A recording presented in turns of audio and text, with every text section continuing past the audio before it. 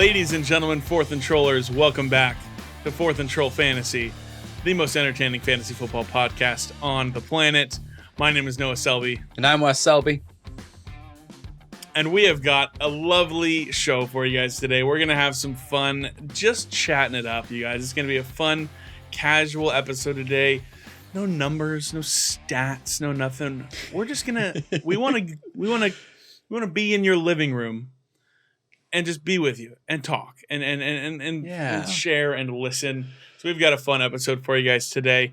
It's no surprise our episodes come out on Tuesdays, and then when we are in the season full swing, we have Tuesday and Friday episodes. But we're recording today on Monday, Memorial Day. So we just want to take a moment to honor and recognize anyone who has served in the military, anyone who has any fallen brothers or sisters in arms, who are anyone maybe thinking about today, and having a special weight on their heart today for those people. We want to honor that and recognize and just say how grateful we are for the service that we've been given and the country that we're in. And so we want to say thank you and honor anyone who is thinking of anybody and anyone who has fallen today, and anyone who has fallen in the active service in the line of duty.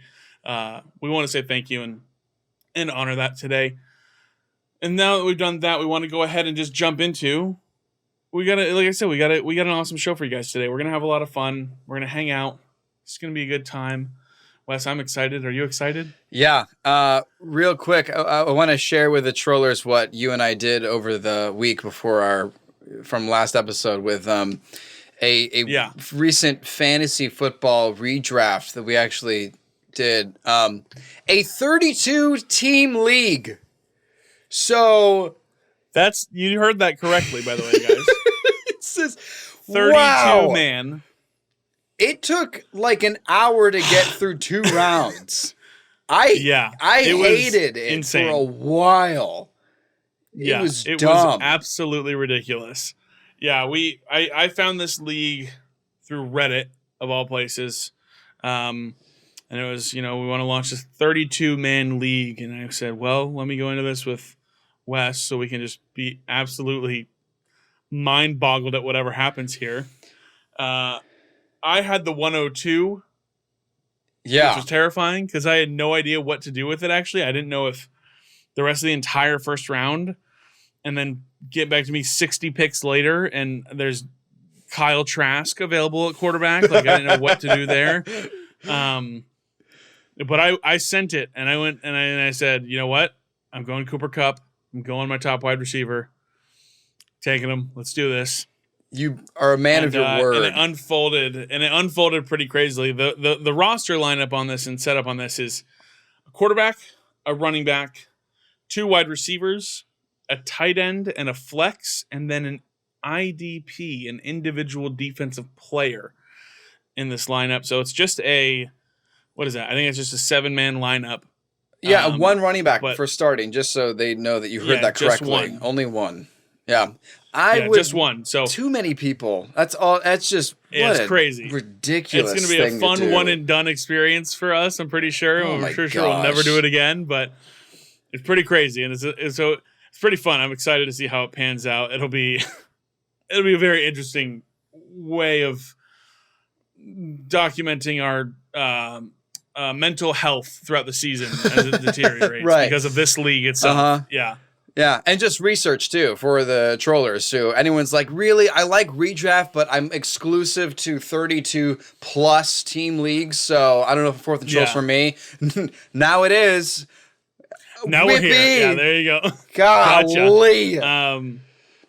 Yeah, absolutely insane. But, man, I totally forgot that happened. I think I tried to block it out. Honestly, it's trauma now. I tried to block out that it happened. Wiped it from your memory. It's just gone.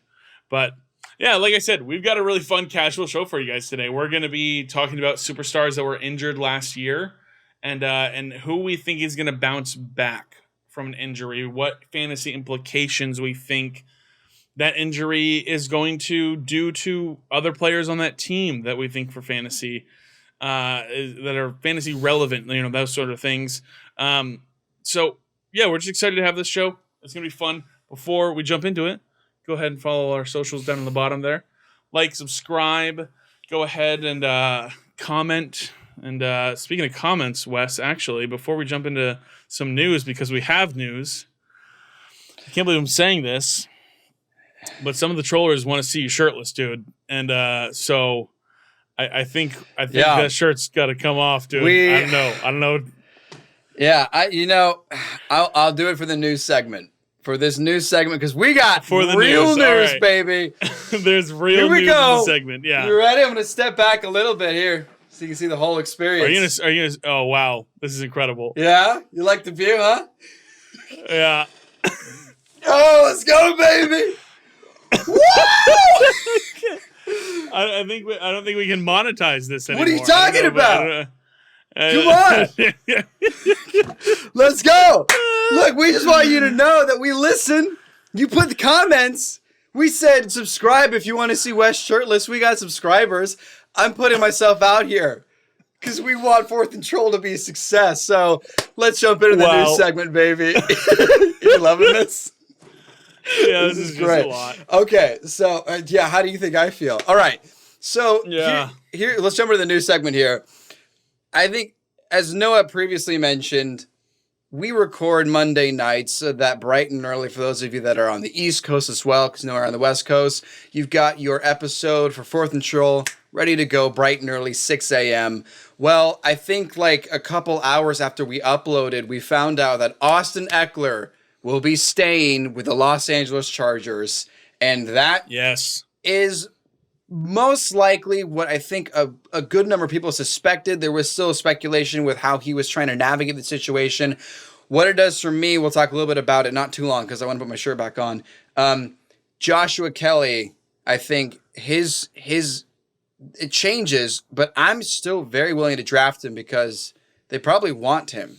If they don't intend to get someone next year, they probably want to say, Joshua Kelly, let's see what we got in you, because we thought we were going to have you as the starter next season. His ADP is going to drop, Joshua Kelly's, and I think that is a good opportunity to take a chance. Maybe have a Tony Pollard-like situation from last season. How do you feel about Kelly going forward? Yeah, I think this move is great for fantasy football. I think Austin Ekeler being on the Chargers, where he is used well, where they are one of the few teams that will use him the way that fantasy football managers want him to be used. I think it's great. I think it's what I was hoping would happen.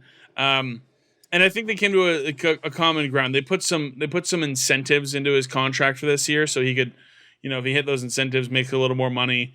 Obviously, that's what he was, hoping for. It was a financial situation, a contract situation, stuff like that. So I'm excited about it. I'm a big Joshua Kelly truther because Austin Ekeler at some point has to go away. Yep. And we've seen Joshua Kelly play a role behind him, whether it just be 5, 6, 7, 8 carries a game, whatever it was. He looks good. And I'm glad that his ADP is going to drop because that means, for some reason, God forbid there's an injury to Austin Ekeler, then, he's going to step into a role here. But then also, I don't think it's going to just be Austin Ekeler gets 90% of the snaps. I do think that there's going to be a legitimate role for Joshua Kelly. Maybe it's a 65-35 split, whatever it is. I think Joshua Kelly will show some flashes this year, and I think he'll be someone we're talking about a lot more next offseason than we are this season, but that's why you and I, Wes, on Fourth and Troll Fantasy are talking about him this offseason because he is somebody that we need to talk about. So and with Kellen Moore. that Ekeler staying on the Chargers. Yeah, with Kellen Moore as the new OC, there's a chance that he just uses Tony Pollard-like talent with Joshua Kelly, who has that. So that's with Ekeler. Also, guess what happened on Friday? DeAndre Hopkins was released. Not traded, just released. He's a free agent. He can go wherever he wants. One quick question for you, because I know we're going to talk about some of the Cardinals players in this episode today. Yeah. Is there really a particular team that if DeAndre Hopkins goes to, it devalues his potential, or are you still just excited because D-Hop is nuke? Yeah, I was actually gonna ask you the same thing. I was gonna ask if you had a dream landing spot. So we'll go on opposite ends of the spectrum here. Of the teams I've heard brought up, I think his fantasy value would drop the most if he went to Buffalo. obviously because he is just there with Stephon Diggs. Like if is that the best NFL move for DeAndre Hopkins and NFL football, exciting football lovers? Probably. Yeah. But also, I mean, he could go to the Chiefs. That would be really exciting and absurd. I mean, for fantasy value, and I doubt that he goes there now because it's not a trade situation, so he's deciding where he wants to go. Dude, if he went to the Patriots, I'm like, dude, DeAndre Hopkins might be wide receiver 1. Like, dude, like, my goodness, that would be unbelievable. So it's going to be very, I think DeAndre Hopkins buzz is going to be something we're talking about a lot every day until it happens. I totally agree. I think Kansas City now, one of the top teams, is probably the ideal landing spot because we know what Mahomes can do with anybody. And so to have a true replacement for Tyreek Hill as a wide receiver, that would be phenomenal. I will put myself on record in just the most ridiculous statement. If DeAndre Hopkins goes to New England, there's a chance Mac Jones is worth starting as a fantasy player in quarterback. Dude, there's legit it's the Kirk chance. Cousins argument from last year. Yes, it is. It's the Kirk Cousins argument from last year. Yep. It would be insane. Anyway, last one. This is also wild. I feel like the news is made up for the last 2 weeks of being pretty stale. Yeah, check this out. Jimmy Garoppolo had surgery on his left foot, and his recovery timeline is unknown. However, this wasn't just a surgery. Reports say that Garoppolo failed his physical back in March, and he could lose his entire contract with the Raiders, meaning they could potentially move on from him before the season even starts. I mean, imagine the rumors from that, but that also could change for me if Davante Adams is really a first-round wide receiver. Who knows what this does? Forget the rest of the wide receiver core in Vegas. I mean, if it's not Garoppolo, not that Garoppolo is the hero, but wow, that's crazy. I mean, they could have a backup starting. Brian Hoyer could be the starting quarterback for the Raiders. Yeah.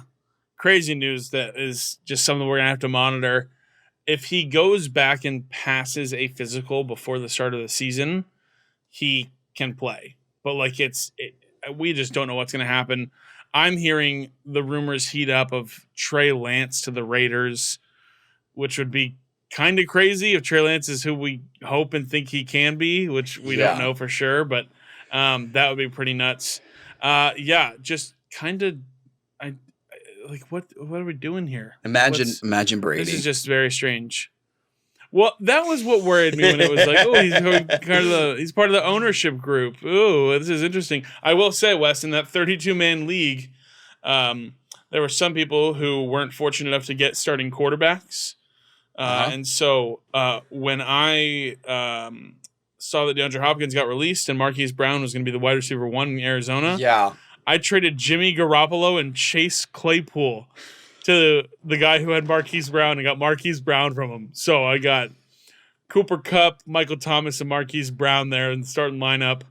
So I'm excited. Anyway, that's it for the news. That just shows you the value of a quarterback in a 32-man league. Yeah, Wes, put that shirt back on. Golly. That's it for the news. Who knows if we get more comments. We'll have to wait and see. We don't know. But listen, let's jump into it. There's been a lot of notable superstars from around the league who were injured last season, and they don't always bounce back, whether that's age, whether that's just the type of injury, whether that's whenever the time came that it happened, whether it was just the next man up did too well. We talk about Alex Smith and Colin Kaepernick. That was the exact situation there. Alex Smith lost his job in San Francisco because Colin Kaepernick came in and played really well. Some of them we think are going to bounce back. Some of them we don't think are going to be really all that good. So we're just going to jump into them here and talk about them. And let's jump in. Let's start here in where I'm located, Arizona, West, and talk about Kyler Murray. So Kyler was having a fairly decent fantasy season, not as great as everyone hoped it would be. He was making his wide receivers have very good fantasy seasons whenever they were playing. DeAndre Hopkins came in after week 6, immediately picked up and was a wide receiver 1 in lineups. Marquise Brown was a wide receiver 1 in lineups those first 6 weeks before he got hurt. But Kyler tears his ACL in week 14, and he's out for the rest of the season. And while it didn't necessarily, diminish the targets that, DeAndre Hopkins was getting after, Colt McCoy came in and David Blau came in, it wasn't the same. So what do we think? So with Kyler coming back from the injury, timeline kind of unknown. We don't really know if he's going to play week 1. We don't really know if he's going to play at all. Like, they could be in just a season of rebuild. They potentially might have the top 2 picks in the draft next year. Like, what do we think about Kyler? I know you're pretty out on Kyler as far as being a fantasy starter goes, but just with his injury, is there anything extra that you're, considering or thinking when it comes to the fantasy season this year? Anything extra, I think, is just the point that it's an ACL tear, and what makes Kyler Murray a valuable asset in fantasy are his legs. So when you have someone recovering from a non-contact injury, they are more skittish and they are more sheepish in running. And that's understandable and that's fine. It takes a certain kind of rehab, both physical and mental, to be able to make those kinds of cuts. People joke about him, like when he runs, he runs like a toddler who's stolen a toy. Like he's just. Yeah. But here's the thing: he dances around a lot. He's very agile. He's a baseball player. He was drafted. Yeah. To play baseball. Yeah. That adds to the concern even more for me, which is also why I had him out of my top 10. I think there's still potential, but then you throw in no D-Hop, and it's like, how much do you believe in Marquise Brown, actually, who's another player that was injured last year? No, I mean, does Marquise Brown just now the best wide receiver in fantasy that you can get in like the 5th round? How good is this? To be honest, he might be. It's Marquise Brown was unbelievable with being the wide receiver 1 in Arizona for the first 6 weeks last year. He was averaging like 18 points a game. He was the wide receiver 5 through the first 6 weeks. He was getting like over 10 targets a game. Like, he was out to play. And while that was with Kyler Murray, and we don't know the timeline return on Kyler, I just said I traded for Marquise Brown. I sent offers in dynasty leagues that I'm in. Like, as soon as that news dropped, I was like, how do I get my hands on Marquise Brown? Because if he and Kyler are paired up together, here's the thing. And the injury to Kyler is what's going to hinder this a little bit for me. And we're just going to have to see if Colt McCoy ends up being the starter. If they start the rookie Colton Tune, or what Tune, I think was his last name. Here's the consideration I have, just in addition to the stats I gave him weeks 1 through 6 last year. He's got the best friend syndrome. Him and Kyler Murray are buds. We talk about Cooper Kupp and Matthew Stafford eating breakfast together. Kyler and Marquise Brown played college ball together. These dudes are like best friends. They are best friends, and now they're playing in the NFL together. I think I'm more optimistic on Kyler returning at some point earlier in the season than later. Timelines have been not very clear, but it sounds like he is progressing well and is ahead of schedule in his rehab on his ACL. But I think I'm pretty in on Marquise. If you are going to wait on quarterback and you want to go Tua, and then and maybe if Kyler's ADP is falling because of the injury, if he's available to grab in later rounds and you want to stack it up there and just see, I think you're able to. And so I think, I don't know, this is a very interesting, and like there's other considerations of this Kyler Murray injury as well, which is, James Conner. Is James Conner just going to be a freaking animal of a running back in fantasy because he's going to be getting all the looks and touches and he's going to get the dump off passes, and he's like, Keontae Ingram is the backup there. Like, no one's competing. Like, okay, Sure, James Conner might only play 13 or 14 games this year. Cool. Like dude was a beast coming back at the end of the year. So Arizona's a very, very interesting team to monitor as far as will Kyler Murray return on time, and what does that look like for literally all the other skill players? What does it look like for Zach Ertz? What does it look like for Trey McBride? Like, Colt McCoy's fine. Also, real quick, Colt McCoy is old, dude. I didn't know Colt McCoy was this old. Colt McCoy's like 38.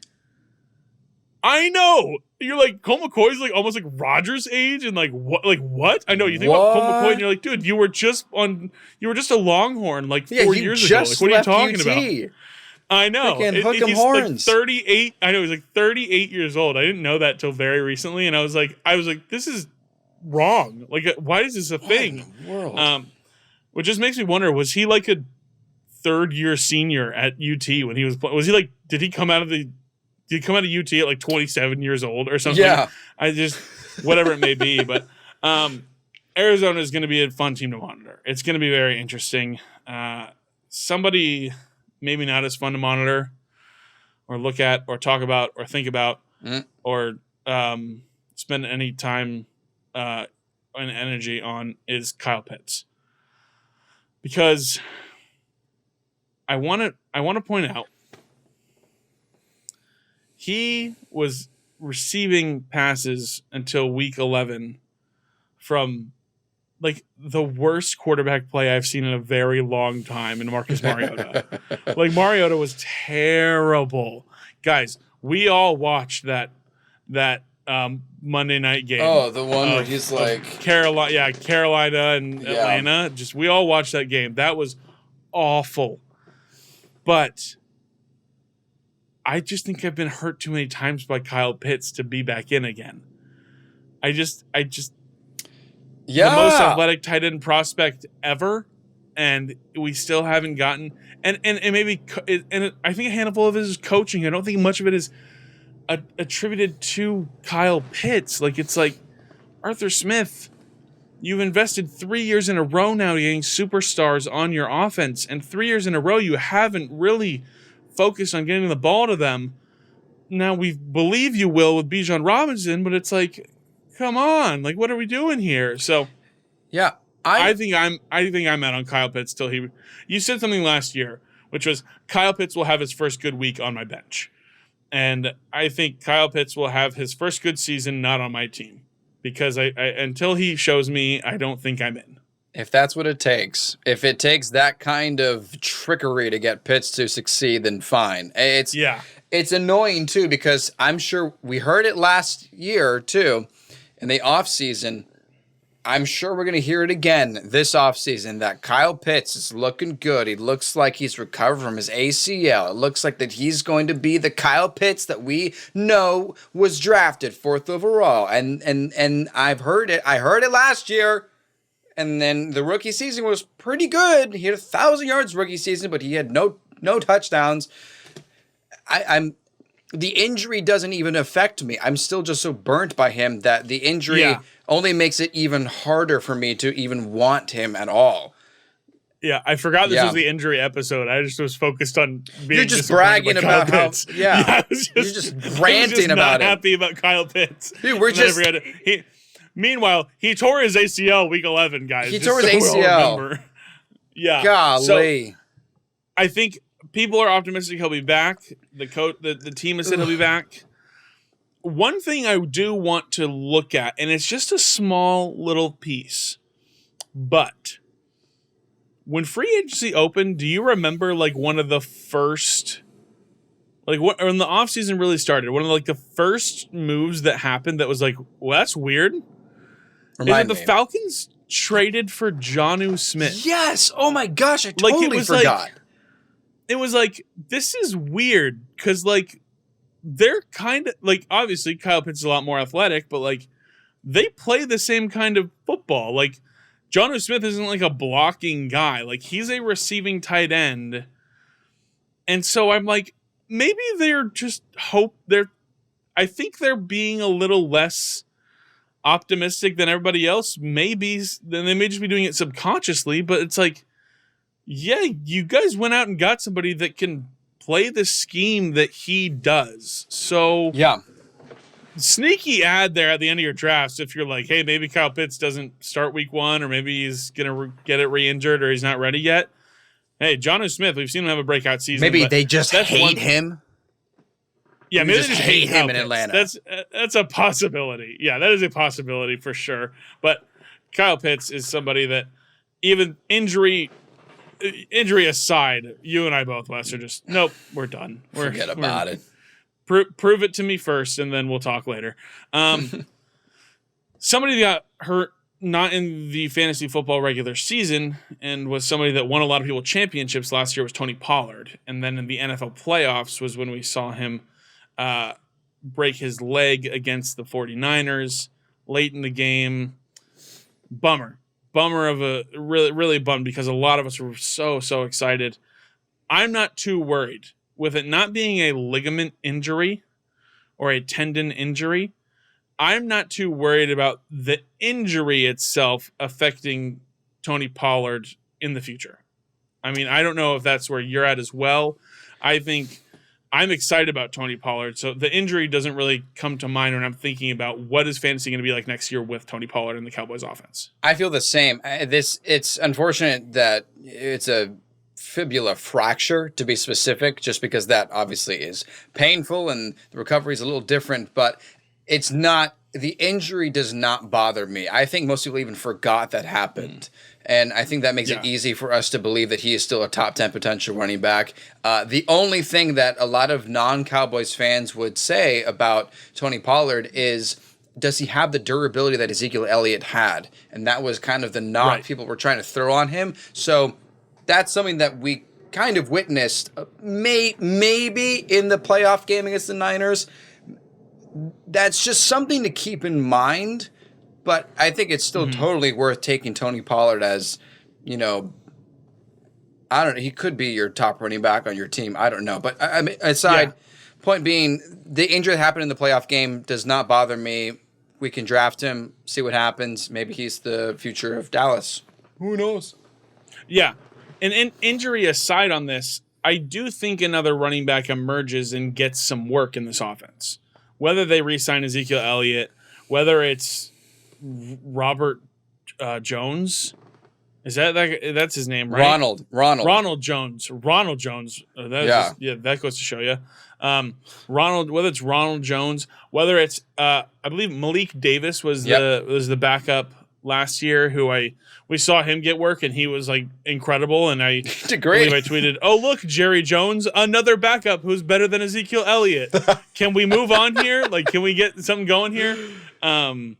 And so I think somebody emerges, but I do think Tony Pollard is obviously the guy, and I've got him as a top 10 running back this year, so I'm not too worried. All right, let's move to the NFC West here, because Cooper Kupp and Matthew Stafford both at the end of the year were dealing with injuries, and that was kind of the dynamic duo on that team. Those were the two guys that were making things happen on that offense until Cam Akers had to step in and do things, apparently.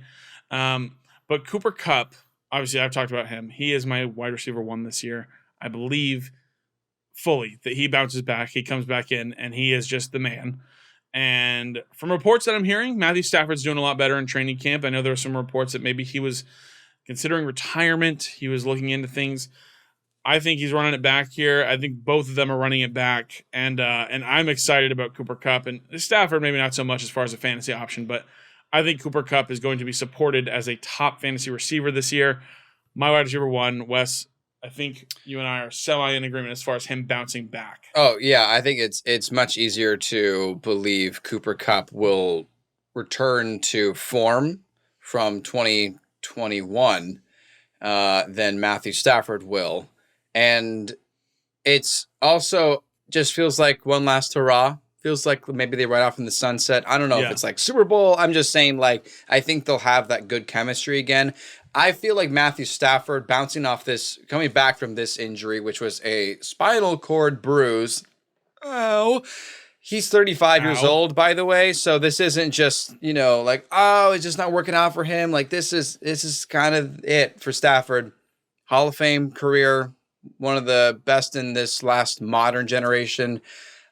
I think for fantasy, he's going to be a really good backup quarterback for your team based on particular matchups. If you've got, maybe you don't get the top 5 quarterbacks, but you want someone else to help that maybe Trevor Lawrence has a couple bad games, and you just want to throw him in because, Kupp's going to get a few touchdowns. Wonderful. You got a bye week. Stafford's an excellent addition for a bye week. I don't know if I want Stafford as my only quarterback, my starter for the season. That doesn't feel like a championship material, especially after that kind of an injury, considered retirement. So Stafford, I'm not attracted to quite like we are, and especially you are with Cooper Kupp. But yeah, I'm willing to have him on my team if I need to, Yeah, if the need is there, I'll take him for sure. Yeah. Also in the NFC West here, another quarterback we're going to talk about is Brock Purdy because, man, the Cinderella story almost just pulled through. And NFC Championship tears his UCL. Oh, I was about to try because I've heard it a few times before. I was about to try and say it. Oh, it's something ulnar collateral ligament. I think it's close to that. Yeah. I think it's close to UCL. Right, probably. Yeah. That's a good. You're very astute. Yeah, it's close to UCL, I think. But listen, Brock Purdy, obviously rookie last year, only 23 years old. I've heard this injury is pretty common as far as like baseball players and stuff like that goes, and so I think we'll be fine. I don't know if we'll be fine to start the season. I don't know how I feel about, just this 49ers offense. There's too many cooks in Kyle Shanahan's kitchen. It's just, I don't know what this means. I think it means good things maybe for George Kittle if we want to go off the sample size we saw in like 9 games that he is his favorite target, but like if it's not Brock Purdy, it's Sam Darnold. So I really don't know what the implications of this injury being just a bounce back from are. So I'm not entirely sure. I think it's tricky to take Brock Purdy in a redraft. I think because at least right now, until we hear more confirmation of what is going to happen, because it is kind of on the line whether Purdy is going to be able to start week 1 or not. Kyle Shanahan has made it clear that he intends to start Brock Purdy week 1, but he also made it clear that for Brock Purdy to be able to start week 1, Brock Purdy needs to be ready before week 1. He can't be like, all right, the cast comes off, game time in 30 minutes. Like he needs to have recovered in advance, like maybe before preseason. So we need to really monitor what happens. I know that for you, it's the too many cooks in Kyle Shanahan's kitchen. I want the quarterback of that roster. So if it's Purdy, great. If it's Darnold, awesome. If Trey Lance is still there, sure. I mean, maybe. I don't know. If maybe for Trey Lance. It just depends. That one depends, actually. But with Purdy and Darnold, it's like all those offensive weapons. Yeah, I want. Sure, they're going to get a touchdown every 3 minutes. So it's not so much about Purdy for me. It's whoever the Niners quarterback is, I'm likely going to take regardless. You're doing some research. I can hear you. What you up to, Noah? What you fact checking for us? Oh no, it is the ulnar collateral ligament. Oh, perfect. Just was making sure on that. Yeah, good. I nailed it. This is also an anatomy podcast. Stay tuned for hour 3 when we go through all the different muscles in your arms. yeah. There you go. So let's jump to a guy I know that you're excited about, Wes. I'm excited about him as well. Breece Hall, ACL tear, torn meniscus. Kind of just took everything out while he was at it. Only 22 years old, but he's coming back to play with Aaron Rodgers. I know you're in. Do you want? Is there more to say or add to just how in you are? I'm actually going to quote you to back myself up on the Breece Hall idea that he's going to be elite this year. It takes a very special person to be able to recover from ACL and return back to that form, especially in the running back position, and that's Breece Hall. And especially when there's an offense that believes in him and wants to work around him, and there's not really that kind of competition. And that makes me scared for the next running back we're going to talk about, and that's Javonte Williams. Yeah, I am. I'm out on Javonte, which is so sad to say because I was in on rookie year Javonte, and I was so excited about year 2 Javonte. Yeah. And then obviously things happened. I know you were as well, Wes. You took him, I believe, as your RB1 last year. I had him as finishing running back 4 on the season. I took him as my RB1 in every league. I was so excited. And his fantasy stats were great. His PPR value was excellent. I was thinking about how to describe why I feel this real concern. I think he done got DeAndre Swift did in Denver. Sean Payton came over and was like, I didn't draft you. I got a whole thing I'm changing around. And he's talented, but gets injured a lot, just like Swift did and does. And then they go over and like, you know what, Perine, you're going to get 17 touchdowns this season. Who knows if Williams even returns by week 3 or 4. We don't know his timetable, but they got Samaje Perine. They don't have Melvin Gordon. Who cares? Like, it's just, I am worried. I'm really worried that Javonte Williams is not going to be the lead back for an uncomfortable amount of this season. I love him. I just have to be honest. Yeah, I do too. And it's been the timeline that's been reported gradually that is what worries me, because the first things we hear are, yeah, he's good. He's going to be back. He's going to be back. He's ready. And then they signed Samaje Perine pretty early into free agency. And it's like, all right, well, maybe just some depth there. And then like later we hear like, well, we're hoping he's back for week 1. And then it was like, well, we're hoping he'll avoid the pup list. And then it's like, well, it's just Samaje Perine's going to play the whole year. And so, right. And then it's like, well, we hate Javonte Williams and we traded him. Well, so, or whatever. We framed him for a crime, so point. now he's in prison. So yeah, we framed him for murder, and now he can't play. So yeah, he murdered Russell Wilson's career. No, he murdered a lot of careers in Denver. Russell Wilson did. Yikes. Yeah, no, definitely. Out on Javonte, sadly. So just to cap that one off. We'll do one more player here, and then we'll just kind of talk about actually like a whole offense essentially, because there's a lot of players coming back from the offense that are going to be injured. Yeah. But we've talked about Tua Tagovailoa a lot on this podcast already. Shocker, we're Dolphins fans. Also shocker, he's fun to talk about for fantasy because it's going to be a fun year for Tua Tagovailoa. Okay. Obviously, he's dealing with some concussions. Grade 1 concussion in week 4, misses 3 games. Grade 3 concussion in week 16, misses the rest of the season.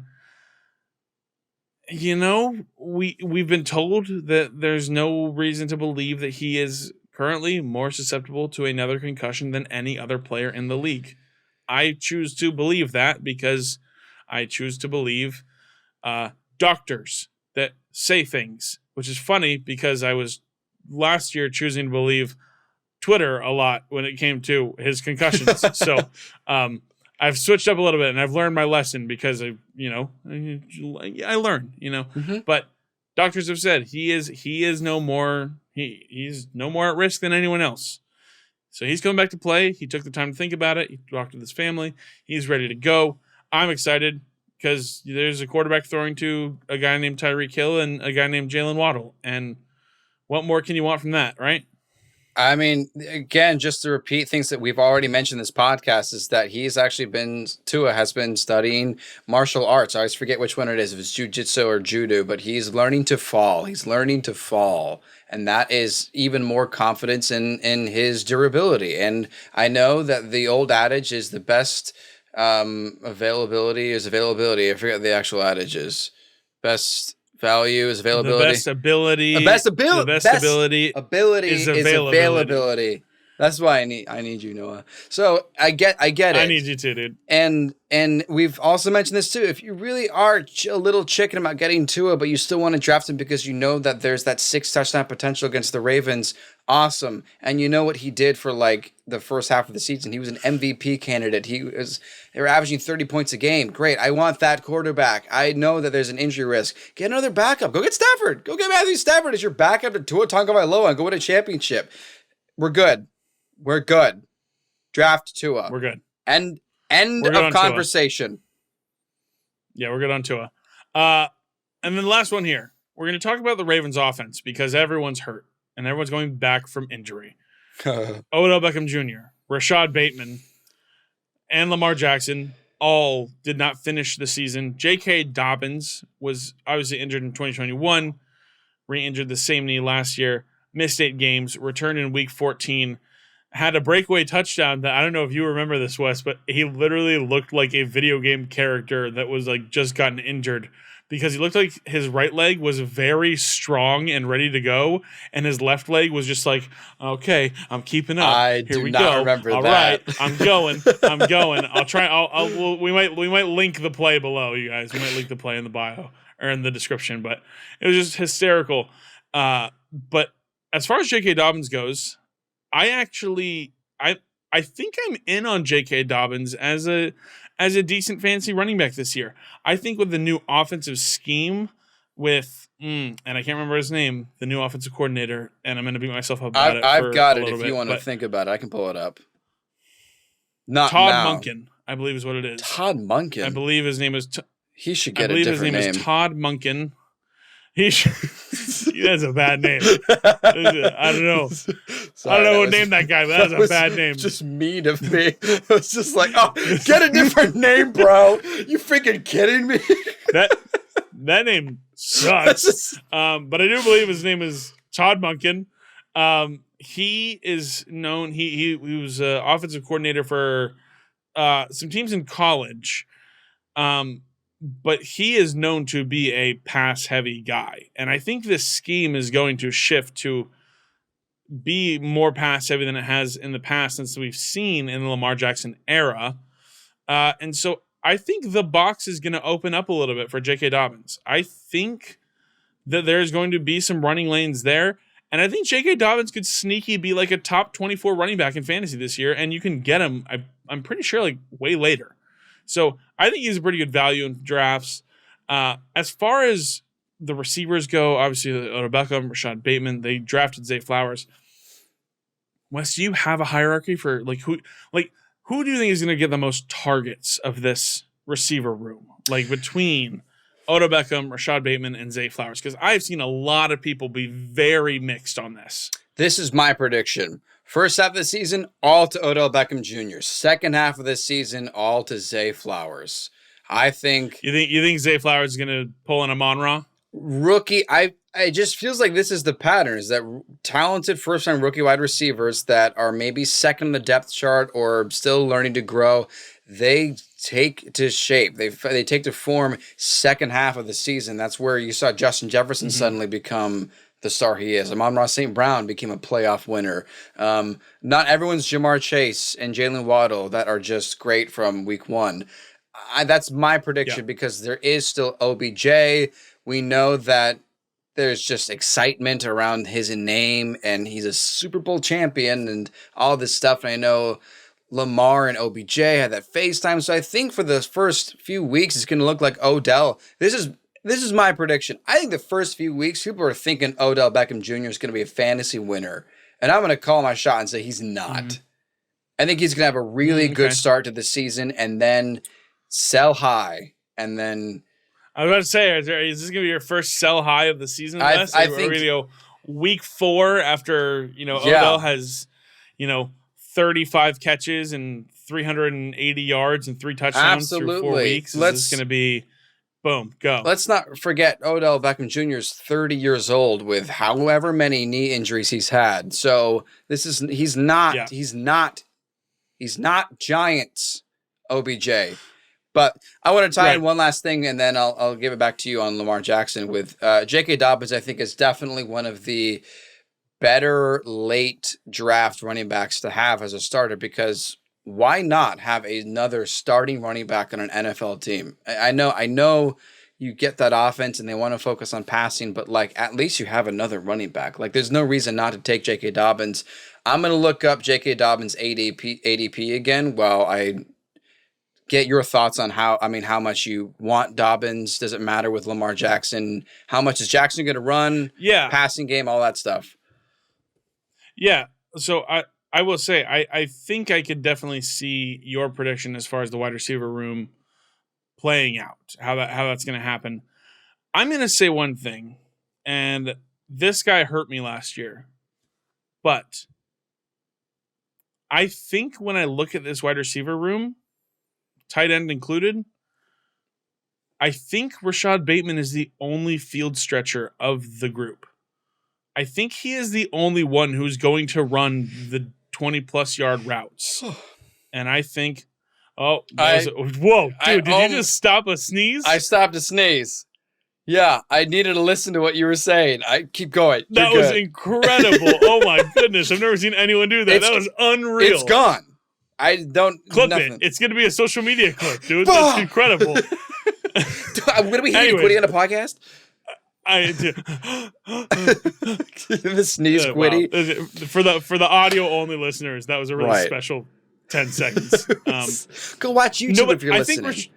Yeah, exactly. I think Rashad Bateman could be the only one who's going to be running these deeper routes. So I think Rashad Bateman may have like a Tyler Lockett kind of season where it's like, oh shoot, Bateman's got a 30-point game, and then he's got 2 like 8-point games, and then he's got like a 19-point game, and then like another 30-point game, and then I think he's gonna be a roller coaster with Bateman, but I do think he's going to have his week. So listen, if you're a Bateman truther, maybe just take this as a little bit of a vote of confidence.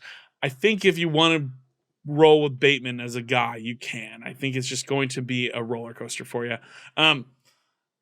Where are we at? Do we know J.K. Dobbins ADP, Wes? His overall ADP is 72, and he's the 25th running back. The eighth round. Yeah. Okay. So he's being drafted as so top 24 guy, and maybe if I had to guess, probably some people like Isaiah Pacheco maybe going before him. I'm not entirely sure. Oh yeah, because he plays for the Chiefs. Everyone's obsessed with him. He's actually 23. Sure. So running back 23. Pacheco. Okay. So it just take a look, see if you're interested. If it's later in the draft and you go, you know what, let me add a little bit of running back depth here. He could probably be your third running back you take, depending on how you go about things. And you could do a lot worse than J.K. Dobbins in this situation, this year for fantasy football. So listen, that's what I've got for the Ravens, Wes, for us to round out this kind of this injury roundup for the upcoming season. Anything to add? Anything else? I think that we did a great job. We touched on a lot of these players. I think also good just reminders for all the trollers that are listening that like, hey, remember, these were injured players. Keep that in mind. Maybe that's why you see some of these talented players that have dropped in the ADP and you're like, I thought they were freaking awesome. Am I missing something? Yeah, they were injured last year. And then wondering, oh, why in the world is this player so high? Weren't they injured? Yes, they were. So this is just keep this in mind. Don't forget, June is tomorrow by the time you're watching this, or 2 days. I don't remember how many days are in May. I don't care. I don't pay attention to the calendar that much. But like we're almost... Who knows dates, dude? Dude, who pays attention to the dates, dude? I'm trying to hang out with Todd Moniker, dude. Freaking leave me alone. What am I in grade school? I need to know the date nowadays? What's going on here? Sunday, Monday, Thursday, Tuesday. Freaking leave me alone, dude. Anyway, okay. Point being, just reminders for all these players. I hope this helped for everyone. I love it. Great job, Noah. This was fun. Very casual, easy, breezy. I took my shirt off. This was such a relaxed episode. Dude, you took your shirt off. I forgot that happened. How could I ever? Listen, what an episode it's been. Thank you guys for tuning in. Real quick, just to let you guys know, we're going to take a quick break after this episode. We're going to take a week off. I'll let you know myself personally. I've got a family vacation. I'm going to in Georgia with my family. It's been a long time since we all gotten together, just the core group of us. And so really excited about that. Excited to spend some time with them. So we're going to take a quick break. We're going to take 1 week off. There will be no episode next week, but we will be back June 12th for a brand new hot spanking episode. And a little tease that may or may not be coming up. Our first mock draft of the season, you guys. Might be coming up soon. So tune in June 12th to see if that's going to be the mock draft episode, or if you got to wait one more week, we'll wait and see. But in doing that, make sure you subscribe, ring that bell, leave a comment below. Let us know, is Marquise Brown going to explode without DeAndre Hopkins there? Is Javonte Williams' knee going to explode if he takes another snap? What's going to happen in the backfield of Denver? What is going to happen with Odell Beckham Jr.? What's the wide receiver room for Baltimore going to look like? Let us know what you think. Let us know if you agree or disagree in the comments below. Wes, I think we also got a comment that last week we missed a celebrity cameo. Do you want to hit us with one real quick in the outro? Oh, yeah. Yeah, I'll just do Carl Weezer again because why not? Okay, great. Yeah, go for it. I'm going to read our outro again. Make Tiny the Troll smile by leaving us a like and follow us on our socials down below. Wow, that was incredible. Do all of that. My name is Noah Selby. I'm Wes Selby. We will see you guys on June 12th. This has been 4th and Troll Fantasy. Have fun in Georgia, Noah.